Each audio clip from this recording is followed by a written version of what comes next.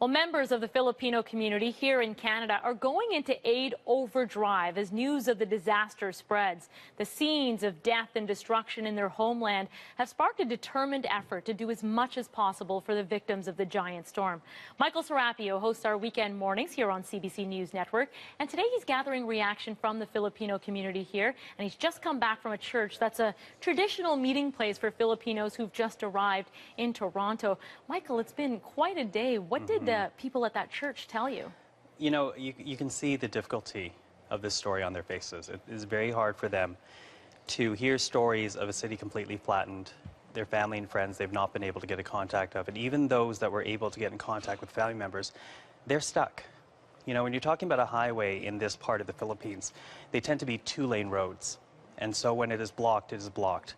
You cannot get aid in, out, people cannot go out, people cannot bury their dead. It's a very difficult situation. Now, the church I went to is called Our Lady of Lourdes. It's in downtown Toronto, and it plays a bit of a historic part in Filipino-Canadian history in Toronto, in that many Filipinos who immigrate to Canada do so downtown to begin with before moving out into other parts of the city. And so this has been a gathering place traditionally for Filipino-Canadians.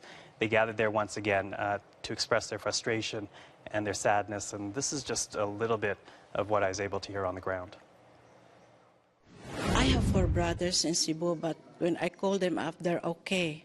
But my relatives in Bantayan Island, we cannot contact them, and we really do not know what happened to them.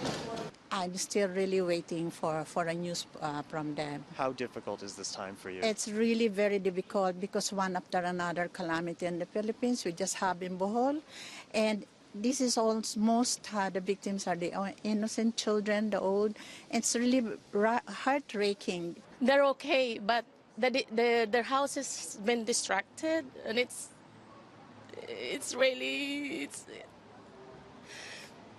hard to express, like being far from them. It's really hard. And you'll have to forgive me, I get emotional. Yeah, you have, connections so deep. You are Filipino, you are part of the community, so it must have been really heart-wrenching too. It's heart-wrenching too, because when you're a Filipino-Canadian, and I'm fortunate to have the job that I do, and I'm fortunate to be in a place where I am in my community. And so when Filipino-Canadians, in particular Filipinos who've just moved here, see someone like me, they want me to convey their message, they want me to convey their heartbreak, and so to hear that woman break down and cry, it gets to be so difficult. And I will say, Christine, we went to a church today because the vast majority of Filipinos are raised Catholic, even if they don't go on to practice Catholicism as adults. The vast majority are raised Catholic. Religion plays a very central part in the Filipino culture. And so in times of hardship, they come together at churches, which is why you see all of this gathering of Filipinos in churches. It plays a very important part in the culture. And today, there was a lot of crying and a lot of hugging and a lot of people asking for support. I just want to ask you quickly, I understand that you met a little girl who's doing something very special. Tell us about her. She's a very sweet little girl. Her name is Dame Alexander. Tomorrow is her 11th birthday.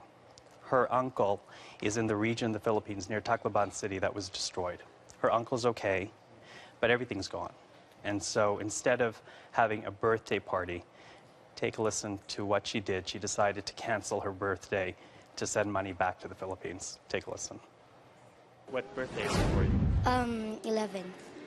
You're a very mature 11-year-old. Happy birthday. Thank you. So, later on in the National, we're going to play a little bit more of that. She's just a very sweet girl, but this is the kind of outpouring and the genuine outpouring that you're seeing here. Even if people do not have direct family, they know what it's like to be in a country like the Philippines. They know how fortunate we are to be in a country like Canada. And so the obligation to help, there's a saying in Filipino, utang ng puso, which is like a debt of the heart. And a lot of them are going to be paying that debt to help other Filipinos across the ocean. That's a beautiful saying, a debt of the heart. Michael, I know this was quite an emotional day for you. Thank you so much for coming in to share it with us. That's our CBC News host, Michael Serapio.